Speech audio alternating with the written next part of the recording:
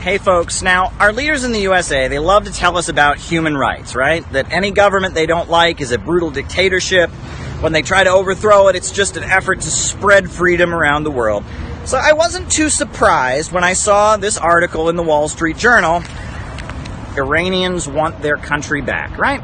Didn't surprise me, right? It's, supporting people that are against the Iranian government, etc. What did surprise me, and this just really exposes the hypocrisy of all this rhetoric, who's the author? I'll show you who the author is here. Look at the author. Reza Pahlavi.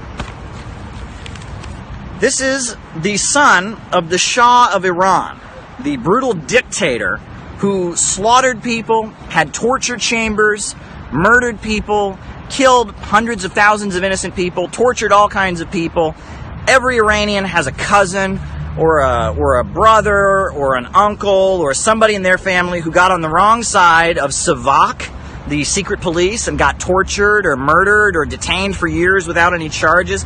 The Shah's regime in Iran was bankrupting the country, making the country deeply poor, while doing the bidding of Rockefeller and the London oil-based monopolies.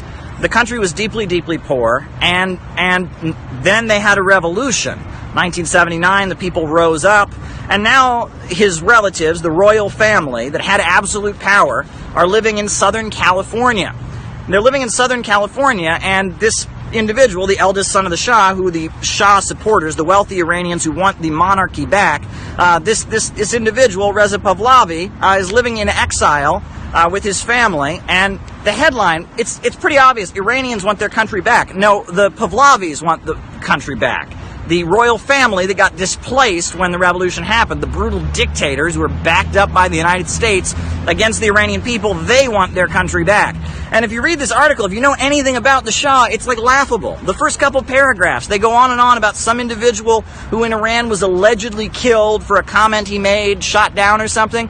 How many people did the Shah kill for comments that they made? How many people did he torture to death for statements that they made? I mean, this is like the hypocrisy is just very, very extreme. And then it goes on to repeat some of the standard stuff we hear from the Trump administration, like they're bankrupting the country, they're impoverishing the people, all of this. Well, I got to tell you folks, I've been to Iran. Before the Iranian Revolution, outside of the major cities, people in Iran didn't have running water. They didn't have electricity. They didn't have telephones. Well, the Iranian government, the Islamic Republic of Iran, has installed that all over the country. Huge development projects. You should see these beautiful modern highways that they have. I mean, Iran is one of the most stable parts of the Middle East. They have barely had any terrorist attacks. The people there are not in fear of their lives, of ISIS. The military, the country is secure. The country is very, very much secure. After the Islamic Revolution, during the time when they were invaded by Iraq, the Supreme Leader Khomeini, he launched what they called a construction jihad. And all across the country, Iranians were mobilized in these things called the Basij, or the mobilized oppressed, start building highways, building hospitals, building schools, building power plants. Iran, the level of development there vastly increased. The population is basically guaranteed employment. Illiteracy has been wiped out. And it's not just for the Persian majority, but the minorities in Iran, the Kurds, the Arabs in Iran, their standard of living, their life has gotten far, far better because of the Islamic Revolution. And there are wealthy folks living in like northern Tehran who want the Shah back. They're very racist. You talk to them, they're very racist. They don't like the fact that the Islamic Republic gives support to, these other ethnicities in Iran. They don't like the fact that low-income people in Iran get so much assistance. They don't like the fact that the Islamic Republic, the government, exercises so much control over the economy, forcing the economy to work in a rational way for the benefit of the population.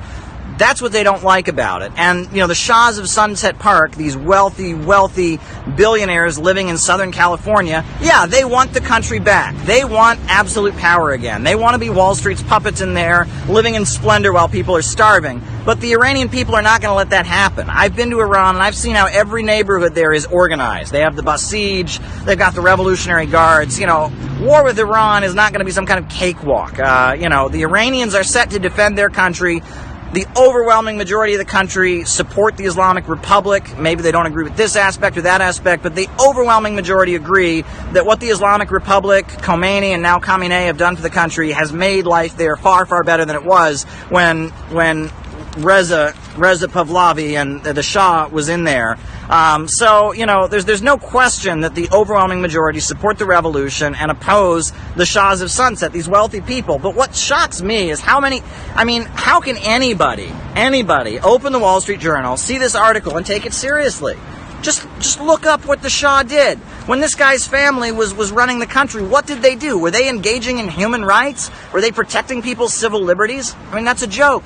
That's a joke. And furthermore, if the Islamic Republic were to fall, people make it sound like it would just transition to some kind of peaceful democracy. Well, tell me, look at Iraq right now. Did it just become a peaceful, democratic paradise? Look at Libya right now. Look at Syria right now. When the USA launches these kind of regime change operations, does it ever stabilize the country and make things better? The people in Iran that are against the government, right? We're talking, you know, the Pahlaviists that want the absolute monarchy, the monarchists essentially, the folks hanging out in Southern California. They've got some, you know, layers of support in the country, not much. We're talking Mujahideen Khalq, the crazed Islamo-Marxist sect, you know, that think that their leader is a prophet sent to Earth and, you know, wackadoo working with Israel to kill scientists. You've got, like, Arab separatists that want to set up some kind of Sunni regime. You got Sunni separatists, Kurdish separatists.